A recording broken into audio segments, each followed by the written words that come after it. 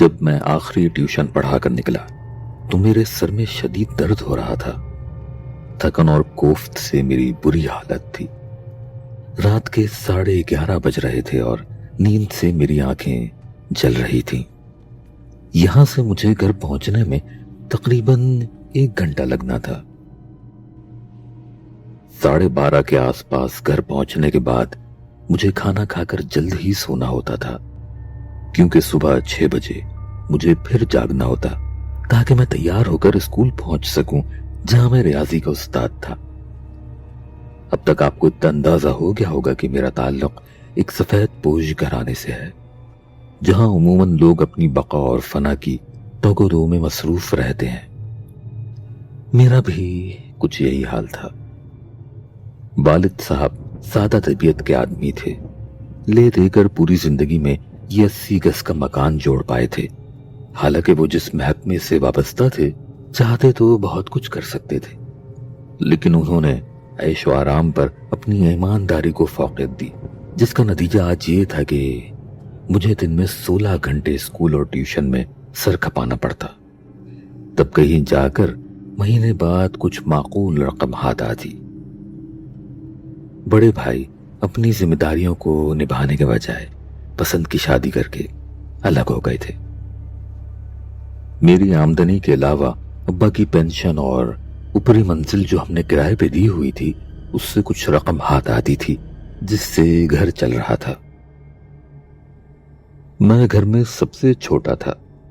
مجھ سے بڑی 3 بہنیں تھیں، جن میں سے 2 کی شادی ہو چکی تھی۔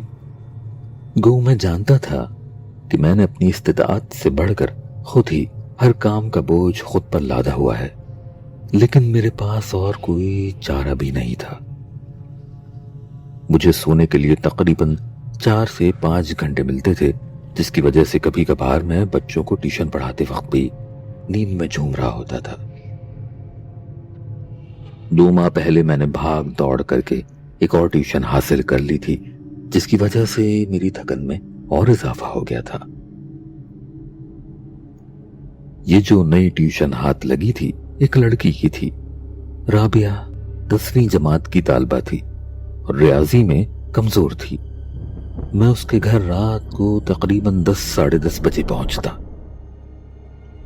جب نئی یہ ٹیوشن ملی تو شروع میں تو میں بہت خوش تھا کہ چلو آمدنی میں کچھ اور اضافہ ہو گیا ہے، لیکن 10-15 دن بعد مجھے احساس ہونے لگا کہ اس طرح میں نے اپنی جسمانی اور ذہنی تھکاوٹ میں مزید اضافہ کر لیا ہے۔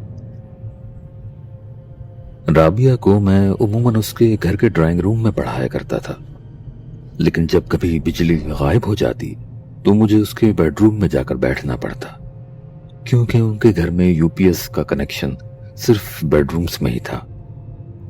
آئے دن بجلی غائب ہوتی اور مجھے ڈرائنگ روم سے اٹھ کر اس کے بیڈ روم میں جانا پڑتا۔ شروع میں تو مجھے تھوڑی جھجک محسوس ہوئی، کیونکہ بہرحال وہ ایک لڑکی تھی اور میں بھی جوان مرد تھا، لیکن رابعہ کی والدہ مجھ سے اپنے بیٹوں کی طرح کا برتاؤ کرتی تھی اور خود رابعہ کا رویہ بھی میرے ساتھ بہنوں جیسا تھا، اسی لیے آہستہ آہستہ میری یہ جھجک دور ہوتی چلی گئی۔ ایک روز یوں ہوا کہ مجھے 2 جگہ ٹیوشن سے فون آ گیا کہ آج ان کے یہاں کوئی دعوت ہے اور ایک کو کہیں جانا تھا، اس لیے میں پڑھانے نہ آؤں۔ میں نے سکون کا سانس لیا کہ آج جلدی گھر پہنچ سکوں گا۔ کبھی کبھار ہی ایسا ہو جاتا تھا کہ کسی ٹیوشن سے فون آ جاتا، کسی ذاتی کام کی وجہ سے آج ٹیوشن کی چھٹی ہے۔ ایسی صورت میں میرے لیے یہی عیاشی ہوتی تھی، جلدی گھر پہنچ کر ذرا اچھی نیند لے لوں، اور آج تو ٹیوشن سے چھٹی مل گئی تھی۔ میں نے جھٹ رابعہ کی والدہ کو فون کر دیا کہ اگر آج میں جلدی آ جاؤں تو کوئی مذائقہ تو نہیں۔ انہوں نے بھی حامی بھر لی۔ اب میں بقیہ ٹیوشن پڑھا کر خرامہ رابعہ کے گھر کی طرف روانہ ہو گیا۔ ابھی میں ڈرائنگ روم میں آ کر بیٹھا ہی تھا کہ لائٹ چلی گئی۔ کچھ دیر بعد رابعہ کے بھائی نے آ کر مجھے کہا کہ میں بیڈ روم میں جا کے بیٹھ جاؤں، اور میں بھی حسب توقع تیار بیٹھا تھا۔ اس کے کہنے پر ہی میں اٹھ کر بیڈ روم میں چلا گیا۔ میری نشست عموماً بستر کے بائیں طرف موجود صوفے پہ ہوتی تھی۔ بستر کے دائیں جانب ایک قد آدم الماری تھی، اور جب میں صوفے پہ بیٹھتا تو مجھے اپنا عکس اس الماری کے آئینے میں واضح نظر آتا رہتا۔ رابعہ زیادہ تر میرے دائیں جانب بیٹھا کرتی تھی۔ میرے بائیں ہاتھ کی جانب ایک چھوٹا سا اسٹور تھا جس پر ہر وقت پردہ لٹکا رہتا۔ میں بیڈ روم میں جا کر حسب معمول اپنی جگہ پہ جا کے بیٹھ گیا۔ ابھی مجھے صوفے پہ بیٹھے کچھ سیکنڈز ہی ہوئے تھے کہ میرے سر میں شدید درد ہونے لگا۔ پہلے تو میں نے غور نہیں کیا، لیکن جب درد حد سے زیادہ بڑھنے لگا تو مجھے حیرانی ہوئی، کیونکہ آج تو میری مصروفیت بھی کچھ زیادہ نہیں تھی اور گھر میں داخل ہوتے وقت بھی میں حشاش بشاش تھا۔ شاید مسلسل تھکن اور کام نے میرے اعصاب کو متاثر کرنا شروع کر دیا تھا۔ میں سوچنے لگا کہ مجھے جلد ہی کسی ڈاکٹر کو دکھانا چاہیے۔ ابھی میں یہ سوچ ہی رہا تھا کہ رابعہ کمرے میں آ گئی اور میں سر درد کو بھول کر اسے پڑھانے میں مصروف ہو گیا۔ ٹیوشن سے فارغ ہو کر جب میں رابعہ کے گھر سے نکلا تو ہوا کے ایک فرحت بخش جھونکے نے میرا استقبال کیا اور میں خود کو یکایک بے حد تر و تازہ محسوس کرنے لگا، یعنی کہ میرے سر کا درد بالکل ہی غائب ہو گیا۔ سوچنے لگا کہ شاید کمرے میں کچھ زیادہ ہی حبس تھا جس کی وجہ سے میری طبیعت بگڑنے لگی تھی۔ گھر پہنچ کر شاور لیا، کھانا کھا کر سر درد کی گولیاں لیاں اور اپنے کمرے میں آ کر لائٹ بجھا کر سونے کے لیے لیٹا ہی تھا کہ گھر کے بیرونی دروازے پہ زور سے دستک ہوئی، لیکن میں بھی دستک پر کوئی توجہ دی بغیر آنکھیں بند کیے لیٹا رہا۔ چند لمحے گزرے کہ دوبارہ سے کسی نے دروازہ کھٹکھٹایا۔ اتنے میں میری بہن کی آواز آئی کہ میرا کوئی دوست گھر کے دروازے پہ کھڑا ہے اور مجھے آواز دے رہا ہے۔ منع کر دو اسے، کہہ دو کہ ابھی میں گھر نہیں آیا ہوں، میں نے لیٹے لیٹے ہی بہن کو کہا۔ بھائی کیسے منع کر دوں، تمہاری موٹر سائیکل باہر کھڑی ہے، تم خود اٹھ کر اس کو منع کر دو۔ میں چند لمحے بستر پر لیٹا تل ملاتا رہا، پھر کسی طرح خود پر جبر کر کے اٹھا اور پیروں میں چپل ڈال کر باہر نکل گیا۔ دروازے کے پاس ہی رشید میری موٹر سائیکل پر دونوں پیر لٹکائے مزے سے براجمان تھا اور اپنی ہی دھن میں کوئی سیٹی بجا رہا تھا۔ اس کو دیکھ کر تو میرا منہ بن گیا۔ رشید اسی محلے میں رہتا تھا، ہم دونوں بچپن سے ایک دوسرے کو جانتے تھے، لیکن رشید سے محلے کے سبھی لڑکے کتراتے تھے۔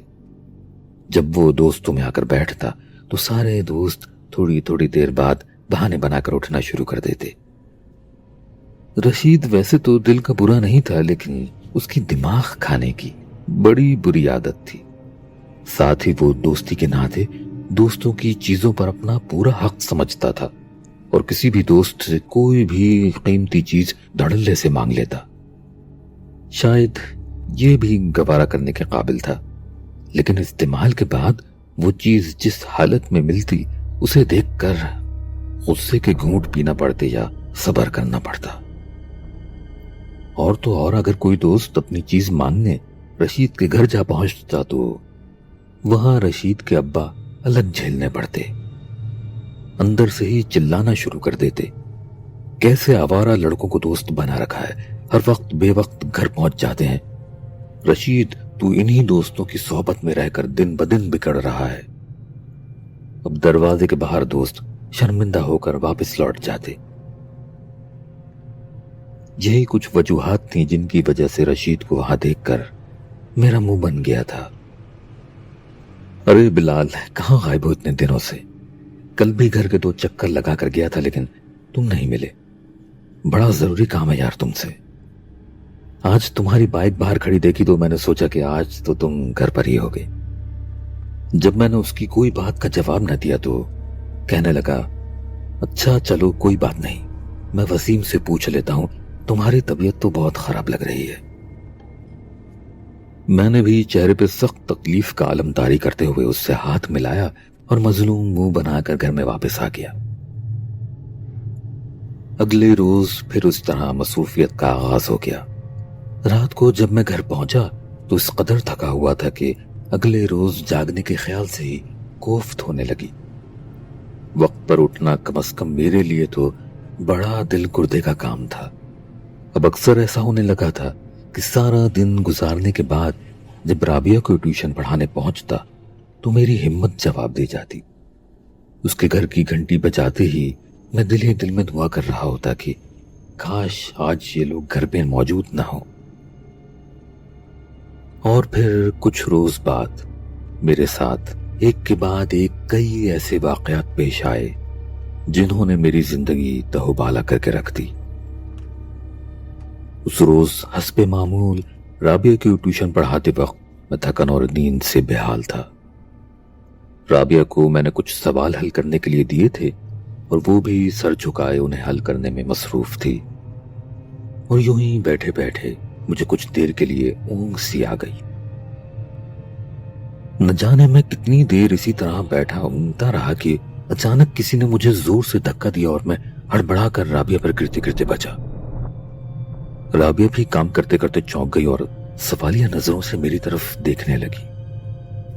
مجھے معلوم تھا کہ کمرے میں میرے اور رابعہ کے سوا اور کوئی نہیں تھا، اور رابعہ کی حیران نظروں کا مطلب بھی یہی تھا کہ اسے میری یہ حرکت سمجھ نہیں آئی۔ خوف کی ایک لہر میرے جسم میں سرایت کر گئی۔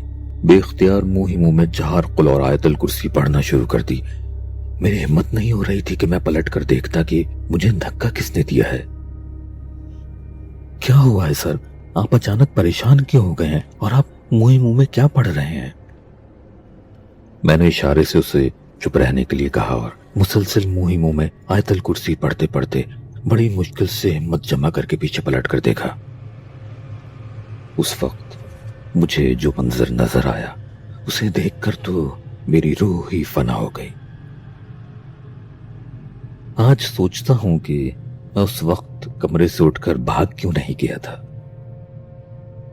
جیسا کہ میں نے پہلے ذکر کیا تھا کہ رابعہ کو ٹیوشن پڑھاتے وقت میری پشت پر اسٹور ہوتا تھا جس کے دروازے پہ پردہ لٹکا رہتا تھا۔ اس وقت اس پردے کے سامنے ہوا میں ایک عجیب سا ہیولہ لہرا رہا تھا۔ میں آیت الکرسی پڑھتے ہوئے غور سے اس ہیولے کو سمجھنے کی کوشش کرنے لگا۔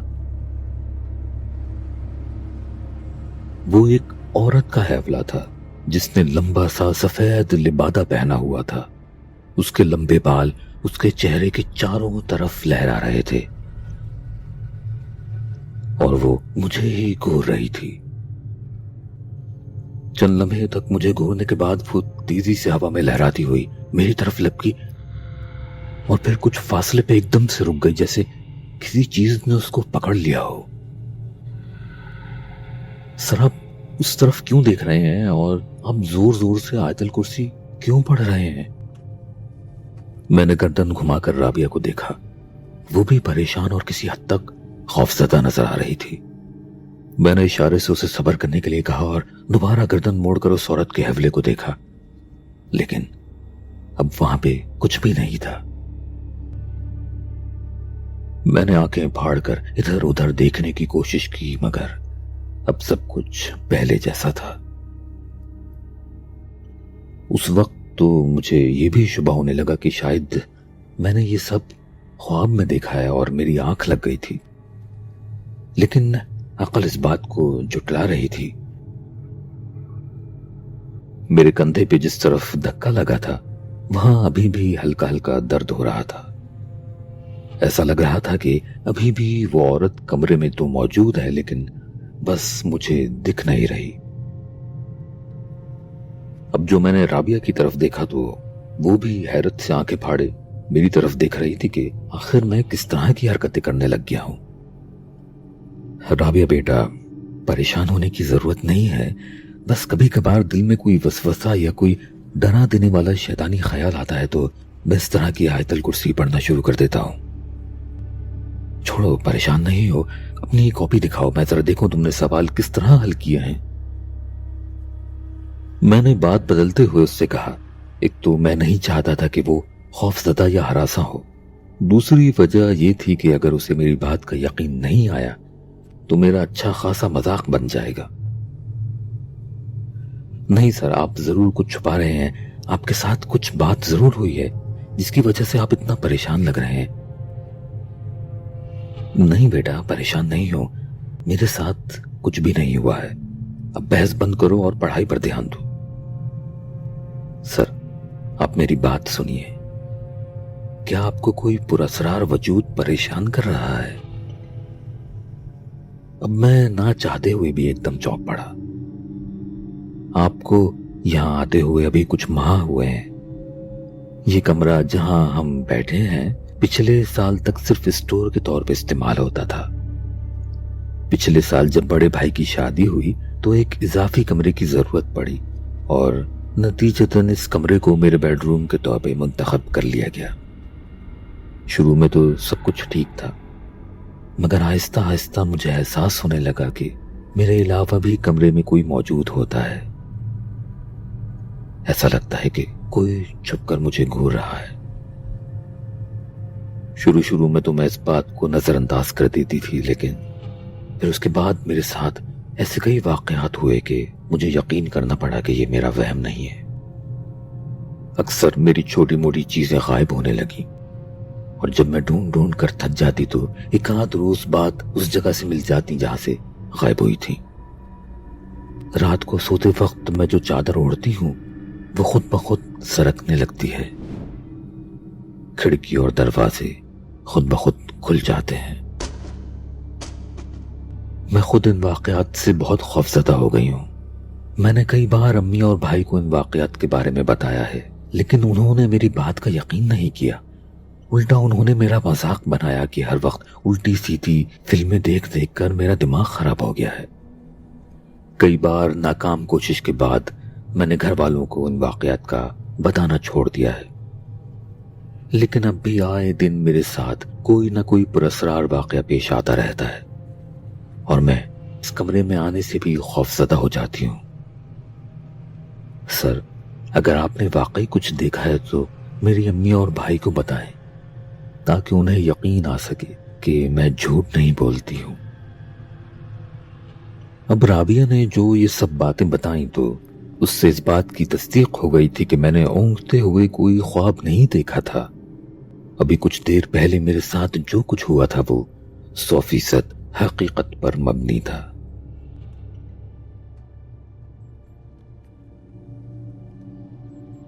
ٹھیک ہے رابعہ، میں تمہیں بتا ہی دیتا ہوں کہ ابھی میرے ساتھ ایک عجیب اور پراسرار واقعہ رونما ہوا ہے۔ یہ کہہ کر میں نے اسے اپنے ساتھ پیش آنے والے واقعے کی پوری تفصیل بتا دی۔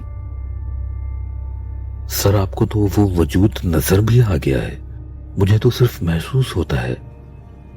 سر، آپ یہیں بیٹھیے، میں بس 2 منٹ میں امی کو بلا کے لاتی ہوں۔ یہ کہہ کر وہ دوڑتی ہوئی کمرے سے باہر نکل گئی۔ کچھ ہی دیر میں رابعہ اپنی امی اور بھائی کے ساتھ کمرے میں داخل ہوئی۔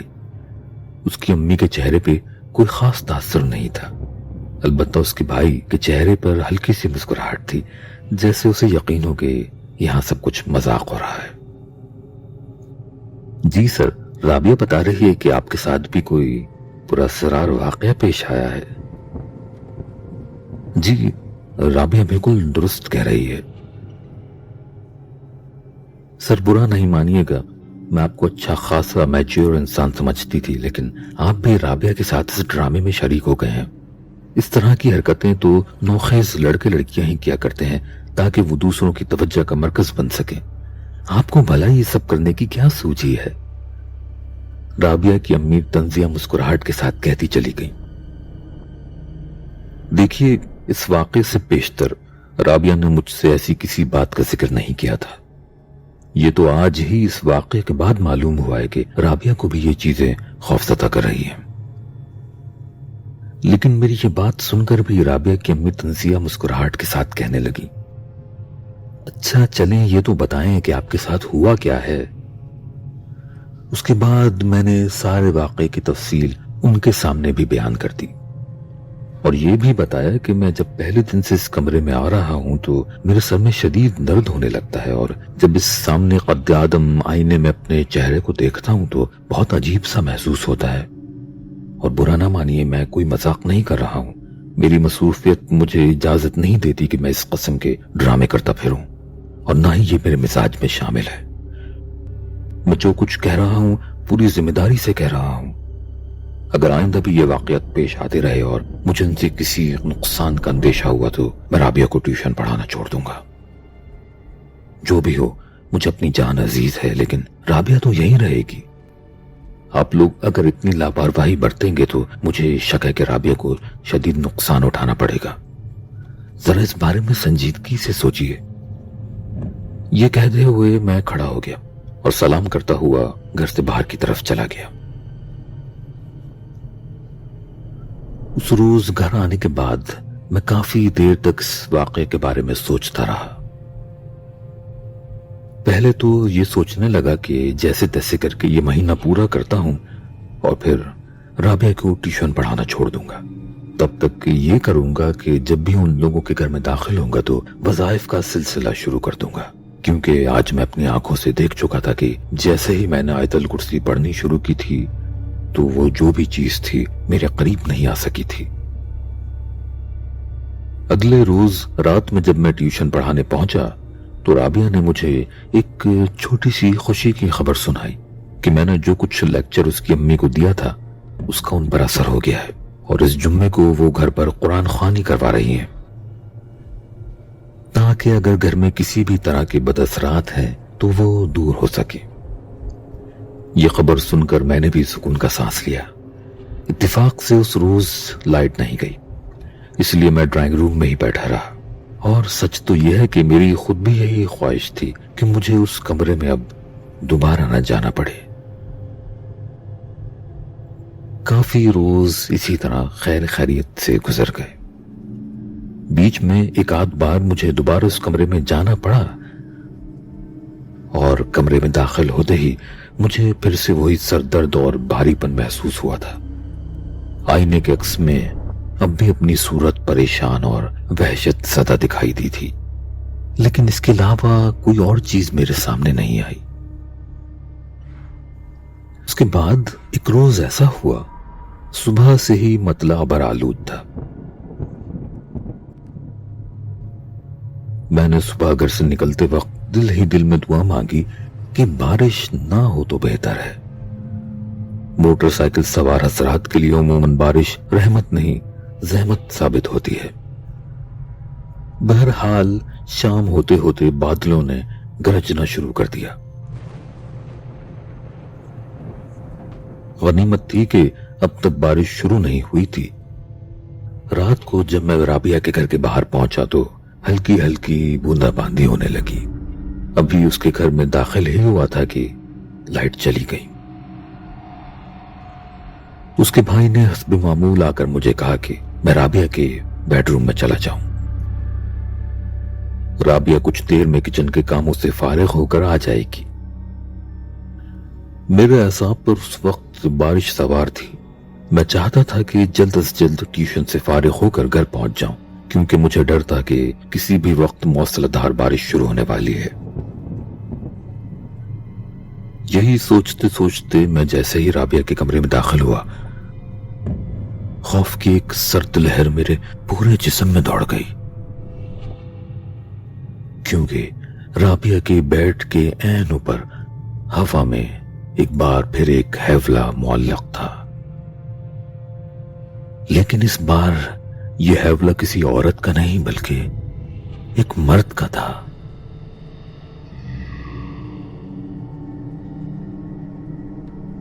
اس حیولے کے ظاہری خد و خال بہت بھیانک اور دل دہلا دینے والے تھے۔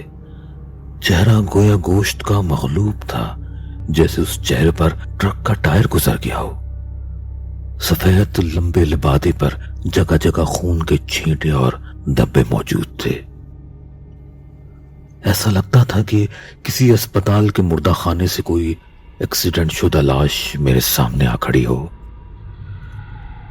میں بھی خوف سے گنگ کھڑوں سے دیکھ رہا تھا کہ اس ہیولے نے خوفناک نظروں سے مجھے دیکھا اور کسی عجیب سی زبان میں کچھ بولتے ہوئے شدید تیش کے عالم میں مجھے ہاتھ سے اشارہ کیا کہ کمرے سے واپس باہر نکل جاؤں۔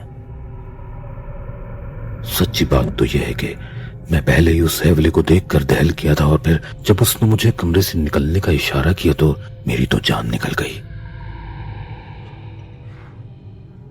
میں ایک لمحہ بھی ضائع کیے بغیر گھبرا کر کمرے سے باہر نکلا۔ باہر آتے ہی میں نے منہ میں آیت الکرسی پڑھنی شروع کر دی اور اپنے حواس پہ قابو پانے کی کوشش کرنے لگا۔ کیا ہوا سر؟ آپ باہر کیوں کھڑے ہیں؟ اچانک رابعہ کی آواز سن کے میں خوفزدہ ہو کے چونک گیا۔ میں بھی کچھ کہنا ہی چاہتا تھا کہ رابعہ کمرے میں داخل ہو گئی۔ میں نے بھی ڈرتے ڈرتے اس کے پیچھے کمرے میں قدم رکھا، لیکن اب کمرے میں کوئی نہیں تھا۔ رابعہ صوفے پہ جا کے بیٹھ گئی اور اپنی کتابیں کھولنے لگی۔ میں بھی محتاط انداز میں ادھر ادھر دیکھتا ہوا اپنی جگہ پہ آ کے بیٹھ گیا۔ ابھی میں رابعہ کو پڑھانے میں مصروف ہی ہوا تھا کہ مجھے ایسا لگنے لگا کہ کوئی مجھے گھور رہا ہے۔ یہ احساس ہوتے ہی میرے رونگٹے کھڑے ہونے لگے اور میں نے پہلو بدلتے ہوئے اپنے پیچھے ایک نظر ڈالی۔ سٹور کا پردہ ہٹا ہوا تھا۔ سٹور میں اس عورت کا ہیولہ لہرا رہا تھا جیسا میں نے اس کو پہلی بار دیکھا تھا۔ اس بار عورت کے دائیں اور بائیں دو چھوٹے چھوٹے ہیولے بھی لہرا رہے تھے۔ میں گھبرا کر ایک دم کھڑا ہو گیا۔ رابعہ، آج موسم بہت خراب ہے، اگر بارش ہو گئی تو گھر پہنچنا مشکل ہو جائے گا۔ اور اس کی کوئی بات سنے بغیر میں سیدھا گھر کے دروازے کی طرف بڑھ گیا۔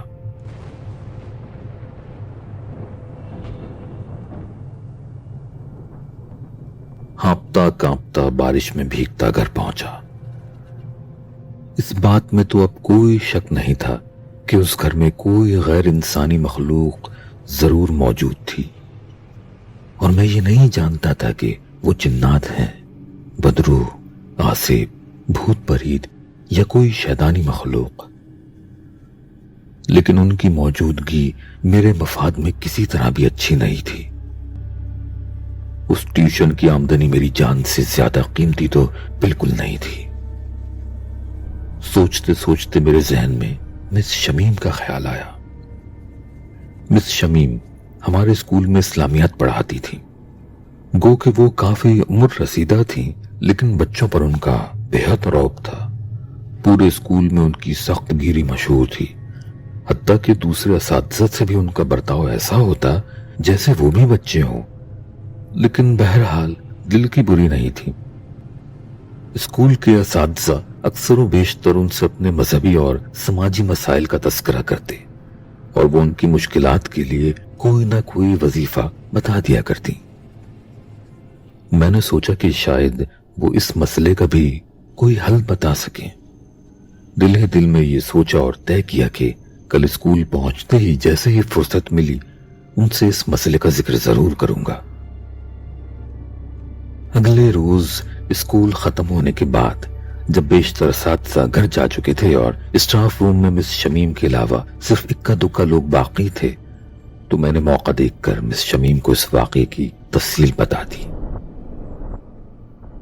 میری بات سن کر تو وہ بہت حیران ہوئی، کہنے لگیں کہ ایسی چیزوں سے تو دور رہنے میں ہی عافیت ہے۔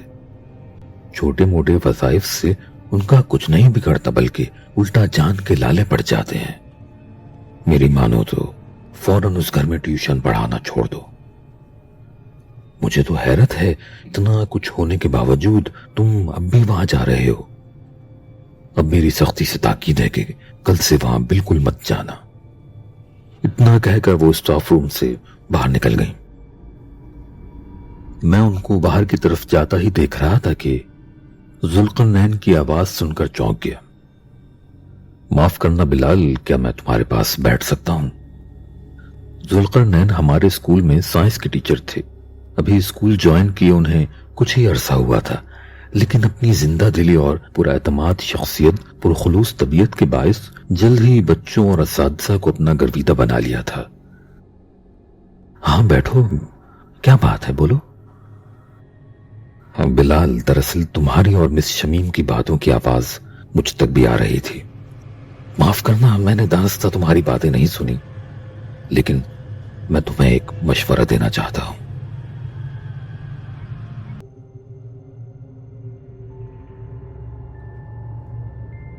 میں ان کو باہر کی طرف جاتا ہی دیکھ رہا تھا کہ ذوالقرنین کی آواز سن کر چونک گیا۔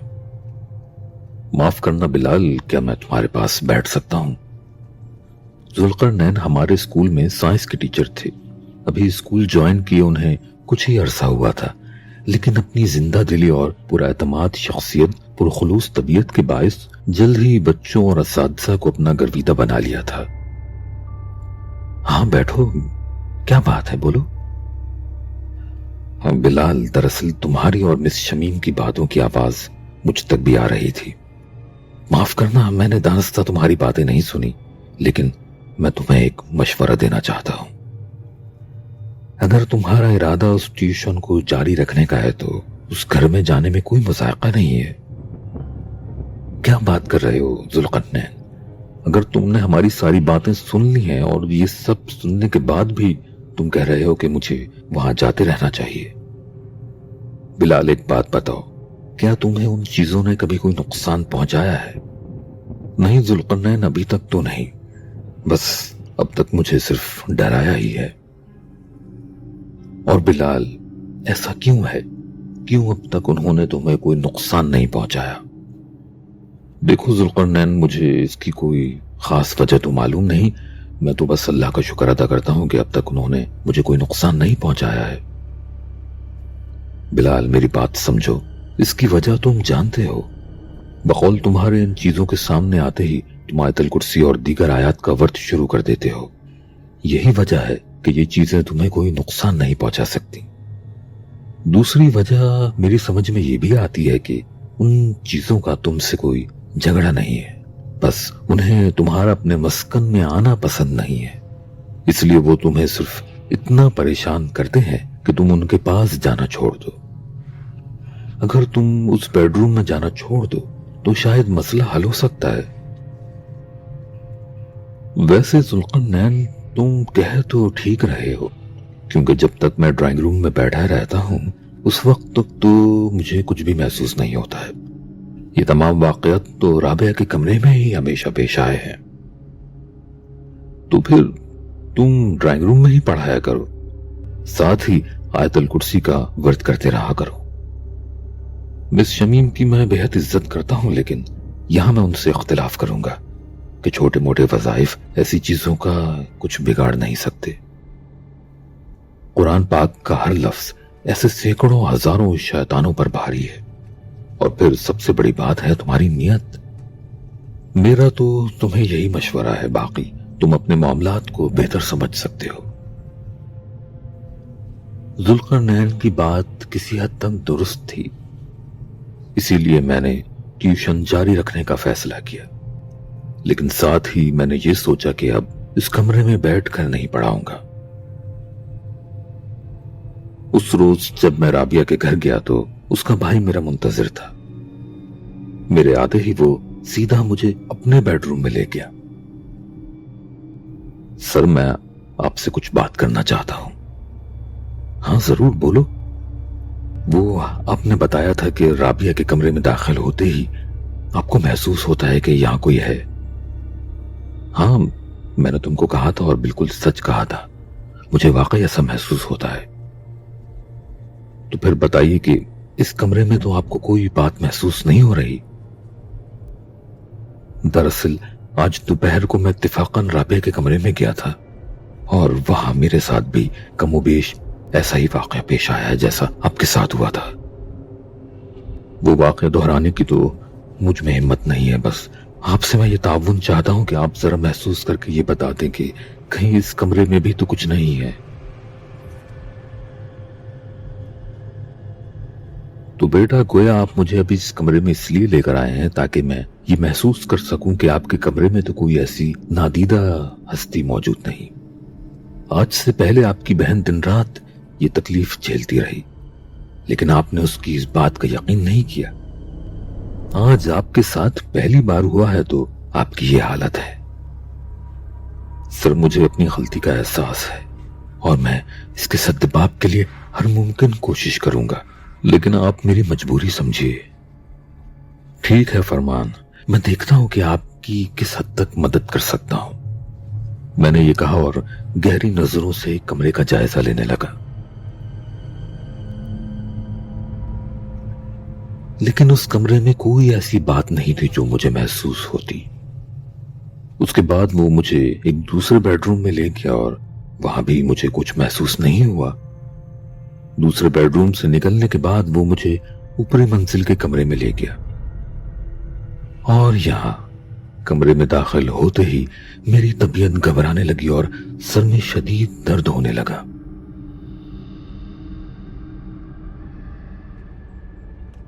میں فوراً کمرے سے باہر نکل گیا اور فرمان کو کہا کہ اس کمرے میں بھی کچھ نہ کچھ گڑبڑ ہے۔ اس کے بعد میں نے اسے سمجھایا کہ دیکھو، رابعہ کو اس بیڈ روم میں جانے مت دو، بہتر ہے کہ وہ اپنی والدہ کے ساتھ سویا کرے، اور پڑھانے کے لیے اگر ڈرائنگ روم میں UPS نہیں ہے تو تمہارے کمرے میں بیٹھ کے پڑھایا جا سکتا ہے۔ میری اس بات کی اس نے تائید کی اور میں نے بھی بے اختیار سکون کا سانس لیا۔ چند روز بعد رابعہ نے مجھے بتایا کہ اس کی امی نے کسی دور کے رشتہ دار کو گھر بلایا تھا جو عمل اور وظائف اور بداثرات کے حل کے لیے خاندان میں مشہور ہیں۔ انہوں نے آ کر پہلے تو پورے گھر کا ایک چکر لگایا، ہر کمرے میں جا کر تھوڑی دیر کچھ پڑھا اور اس کے بعد ہدایت کی کہ اگلی بار ان کے آنے تک گھر کے 2 کمروں میں جانے سے گریز کیا جائے، اور یہ وہی 2 کمرے تھے جن کی نشاندہی میں نے کی تھی، یعنی رابعہ کا کمرہ اور اس کے عین اوپر والا پہلی منزل کا کمرہ۔ رابعہ کہنے لگی کہ سر آپ کو پتا ہے یہاں پر صرف ایک وجود نہیں ہے بلکہ 4 ہیں۔ میں نے اس کی بات کاٹتے ہوئے کہا کہ ہاں میں جانتا ہوں، ایک عورت، ایک مرد اور ان کے 2 بچے۔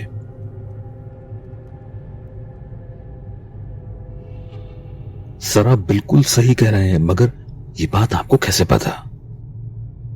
رابعہ ایسا ہے کہ میں نے ایک دفعہ اس عورت کے ساتھ 2 چھوٹے حیولے بھی دیکھے تھے، تو میرا اندازہ تھا کہ شاید یہ ان دونوں کے بچے ہیں۔ یہ بات یہیں ختم ہو گئی اور میں اس کو پڑھانے میں مصروف ہو گیا۔ اس کے اگلے روز جب میں اس کو پڑھانے پہنچا تو رابعہ کے ساتھ فرمان، اس کا بھائی اور اس کی امی بھی ڈرائنگ روم میں آ گئے۔ اس کی امی شرمندہ سے لہجے میں کہنے لگی، میں آپ کا شکریہ ادا کرنا چاہتی ہوں، آپ کی وجہ سے ایک بھیانک خطرے کا پتہ چلا۔ اس روز میں نے آپ کی بات کا یقین نہیں کیا تھا، مجھے اپنے رویے پہ بہت شرمندگی ہے۔ دیکھیے، آپ کو آگاہ کرنا میرا اخلاقی فرض تھا اور شرمندہ ہونے کی چندہ ضرورت نہیں ہے، معاملہ ہی کچھ ناقابل یقین تھا۔ میری بات سن کر اس کی امی کہنے لگی، رابعہ نے آپ کو بتایا ہوگا کہ ہم نے ایک صاحب سے رجوع کیا تھا، آج صبح انہوں نے گھر آ کر ایک ایسا عمل کر دیا ہے کہ اب وہ چیزیں ہمیں پریشان نہیں کریں گی، آج سے آپ بے شک رابعہ کے کمرے میں اسے پڑھا سکتے ہیں۔ اتنا کہہ کر وہ اٹھ کھڑی ہوئی اور رابعہ مجھے اپنے کمرے میں لے گئی۔ میں نے محتاط نظروں سے کمرے کا جائزہ لیا، لیکن واقعی حیرت انگیز طور پر اب کمرے کی فضا میں وہ بھاری پن موجود نہیں تھا۔ میں نے الماری کے آئینے پہ ایک نظر ڈالی، آئینے میں میرا ہی عکس تھا، اس میں کوئی وحشت زدہ یا گھورتا ہوا چہرہ نظر نہیں آ رہا تھا۔ میں نے اطمینان کی ایک سانس لی اور رابعہ کو پڑھانے میں مصروف ہو گیا۔ اب میں آپ کو بتاتا ہوں کہ یہ تقریباً 1.5 ماہ پہلے کی بات ہے۔ مجھے 2-3 دن سے نزلہ اور بخار تھا، لیکن اس کے باوجود میں کسی طرح خود کو گھسیٹتے ہوئے اپنے معمولات جاری رکھے ہوئے تھا۔ اس روز رابعہ کو پڑھاتے ہوئے میں سوچ رہا تھا کہ ایک روز کی چھٹی کر لوں تو بہتر ہے، کیونکہ نزلہ اور بخار سے سر اور جسم میں شدید کھنچاؤ محسوس ہو رہا تھا۔ اچانک سے رابعہ نے پڑھتے پڑھتے چونک کر سر اٹھایا، جیسے اسے کچھ یاد آ گیا ہو۔ سر، وہ میں آپ کو بتانا بھول گئی، وہ صاحب یاد ہے نا آپ کو جنہوں نے ہمارے گھر پہ عمل کیا تھا، ان کا پچھلے ہفتے انتقال ہو گیا ہے۔ ان کی موت کی تو کوئی وجہ سمجھ نہیں آ سکی، بس صبح کے وقت وہ اپنے بستر پہ مردہ حالت میں ملے۔ ایک دم میرے منہ سے نکلا، تو کیا وہ مخلوق بھی یہ عمل سے آزاد ہو گئی ہوگی؟ کہیں میری یہ حالت دوبارہ اسی وجہ سے تو نہیں ہو رہی؟ کہیں وہ اس وقت بھی تو یہاں موجود نہیں ہے؟ میں نے گھبرا کر ادھر ادھر دیکھا۔ پریشانی کے عالم میں مجھے یہ فرق محسوس نہیں ہو رہا تھا کہ میرے سر میں درد میری طبیعت کی وجہ سے ہے یا وہ پراسرار وجود دوبارہ سے اس کمرے میں آ گیا ہے۔ یہ سوچتے ہوئے اچانک میری نظر آئینے میں موجود اپنے عکس پہ پڑی۔ مجھے اپنی جگہ ایک ویران صورت، وحشت زدہ اجاڑ چہرہ نظر آیا، جس کی آنکھوں کے گرد حلقے تھے اور بال بکھرے ہوئے تھے۔ اس عکس نے میری آنکھوں میں آنکھیں ڈالیاں اور ایک سرگوشی سے میرے دماغ میں گونجی، آئندہ یہاں